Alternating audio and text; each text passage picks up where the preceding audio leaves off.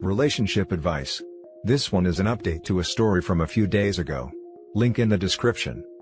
Update: discovered my wife's, now ex, affair the day she was admitted into hospital. Now years later she can't accept my engagement to my fiancé. Shout out to Mama 202045. Wow, didn't expect this type of response. Thank you all so much for your support and kind words, both for me, my fiancé and my ex. It's sad that my situation with my ex and her abusive past isn't as uncommon as I thought. Reading some of your similar cases really makes one almost lose hope, but glad to see some people have recovered from them. Now for what has happened since my first post. First off, a big thank you to user Mama 202045 for your simple, yet amazing, advice. Saved us a lot of trouble. Now on to what has happened so far. Since my last post, my son's birthday was coming up, and he told us he wanted to have a camp night for it. Now I must explain, the boy absolutely loves the outdoors. Everything from camping to hiking, to even playing in rivers are his favorite, and obviously due to the ongoing situation, we cannot go to our usual spots, so I offered my backyard for it. Another request he had was for my ex to sleep over as well. He wanted to imitate a scene from one of his kid adventure shows, where both parents are sitting on either sides of the child, and all three are roasting marshmallows on the campfire. Now I had absolutely no intention of denying my son's birthday wishes, but at the same time, I couldn't have my ex sleep in the same tent as me and my son. That would be far too disrespectful to my fiancé. Even though she said she understood, it was clear she wasn't okay with it. My ex seemed to take advantage of this and kept saying how much she was looking forward to spending the night with her two men, and even went as far as to buy a whole lot of camping equipment that would put Bear Grylls to shame. She was certainly trying to rub it in my fiancé's face, and wasn't graceful about it either. I had to tell her to stop a couple of times, but she only relented when I threatened to invite her sister. Ever since our divorce, my ex has had a burning hatred for her sister. She, my ex, acknowledges her role in the destruction of our marriage, but blames her sister for encouraging the affair and not safeguarding her from making choices that would ruin hers. But more importantly, according to her, our life together, it's gotten so bad that she refuses to let her sister spend any significant amount of time with our son, which at one point caused my ex-sister-in-law to have severe depression. My ex-sister-in-law has been trying for years to reconcile with her sister, but it just seems to get worse as time goes on. A Redditor Mama 202045 offered me a simple and effective solution. She suggested I go out and purchase a multi-roomed tent, that way my fiancé could be included. I wasted no time and immediately went out to get one. Of course my ex wasn't too happy about that, but was glad to be under the same roof as me.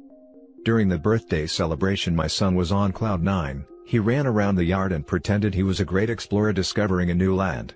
When evening came, I made the fire and my ex provided the marshmallows. He excitingly sat between us and started roasting his marshmallow alongside us. What I didn't expect was, after we were done taking pictures and making s'mores, he handed my fiancée a stick and a marshmallow as well and sat next to her to make his second s'more. It's honestly a mystery how something this pure and perfect could come out of the absolute mess that was the relationship between me and my ex. My ex asked for a bit of my time, to which I obliged. We stepped into the kitchen and she apologized for her behavior on the day that I proposed, but not for her actions following that. She told me she still sees me as her husband in her mind, so the thought of me giving my heart to another terrified her. She said she never wanted to cause me pain, and would give anything to go back in time and undo her mistakes. She mentioned how happy she was when the paternity test showed that I was the father, because she thought it was a new beginning for us, and that he was proof of our love. I thanked her for the courage to share all this, but told her I was happy with where I am in life and with whom I am with, but hoped she would find someone to make her happy as well. She said she meant what she told on the day we divorced, and will wait for me. I left the kitchen feeling exhausted, because none of what I was trying to say got through to her. We decided to call it a night, where me and my fiancé slept in one room of a tent, and my ex with my son in another.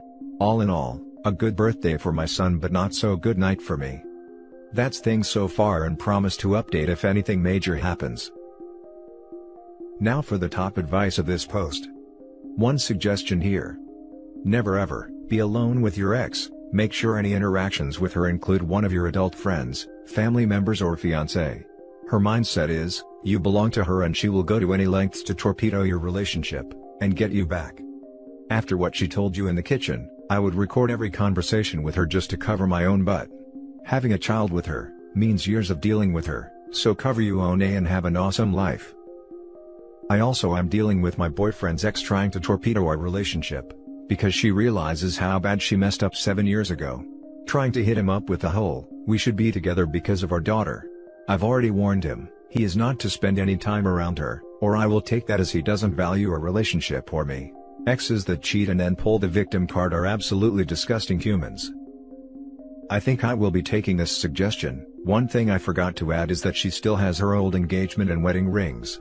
She often wears them when she's out running errands or back at her parents' place. She doesn't wear them at my place because I told her the sight of them reminds me of the pain in the past. You may want to avoid one-on-one interactions with her as much as you can.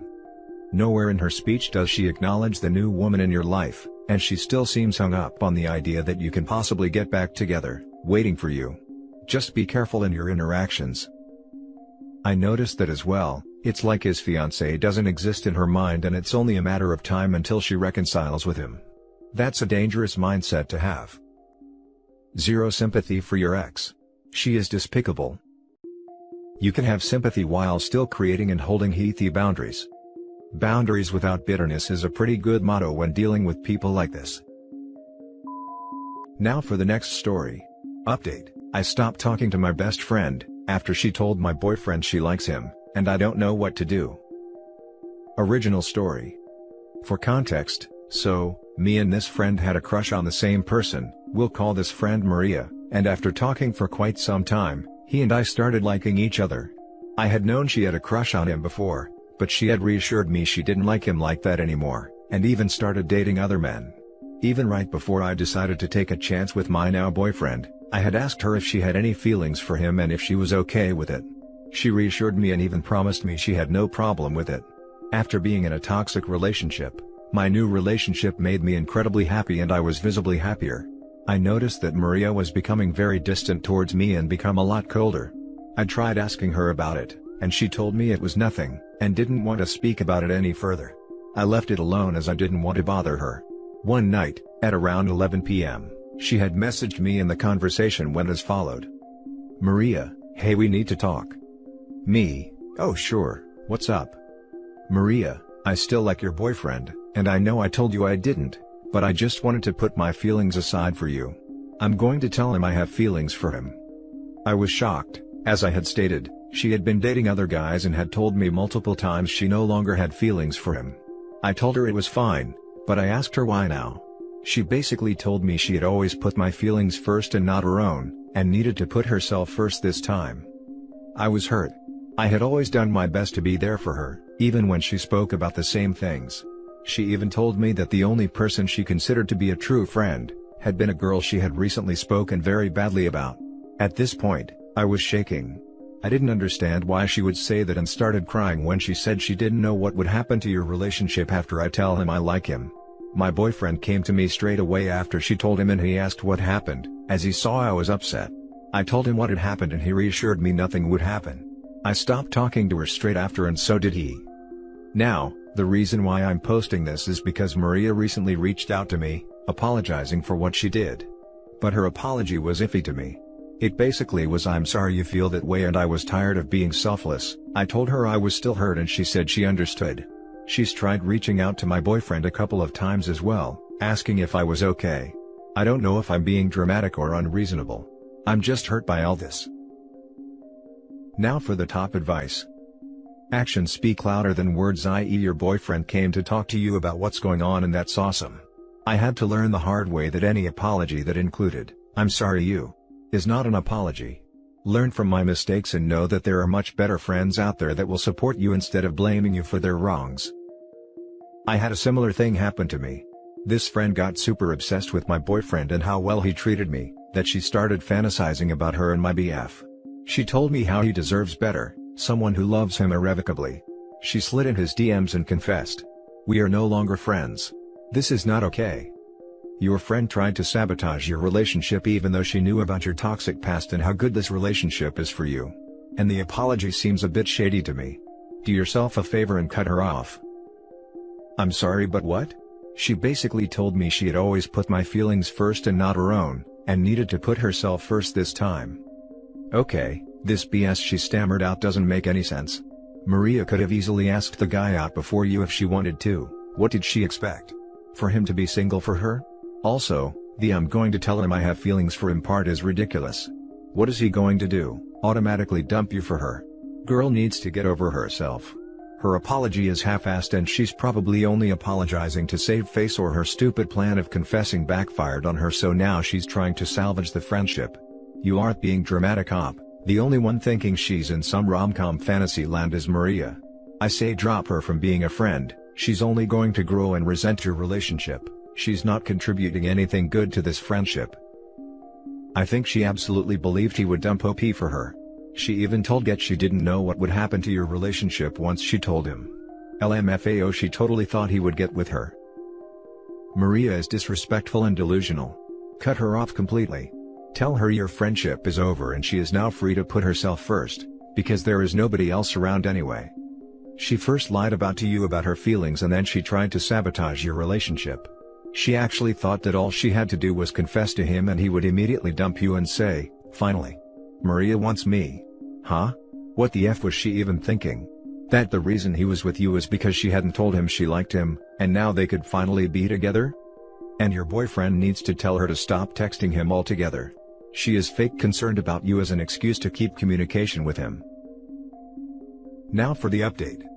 This is an update to a post I made a few days ago, and I just wanted to say thank you to all the people who took the time out of their day to comment advice and be supportive. I took the advice and had a talk with my boyfriend about her, and what I thought about everything. Neither of us had blocked her yet, but we didn't speak to her.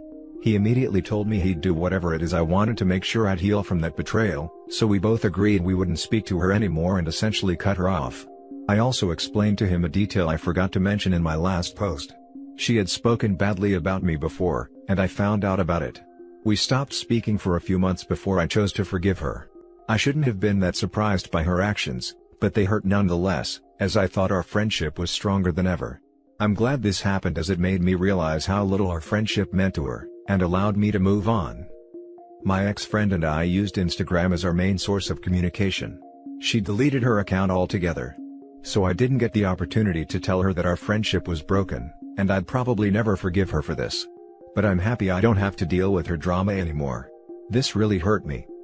Again, thank you so much for the advice and support. It helped tremendously. Now let's read some comments. Some bridges are meant to be burned. I'm happy you don't have to deal with her anymore. Don't be distraught at the missed opportunity to tell her that your friendship was broken. She already knows. In fact, I bet dollars to donuts that she deleted the account to see just how far you'll go to get back in touch. Don't do it. In this situation, the best message you can send is by not sending one. Just keep on doing what you're doing in life. I'd also bet that after not trying to get in touch, within a month or two, she's going to try to reach out with apologies. It'll be up to you at that time to decide whether her apologies are crocodile tears, or actual tears.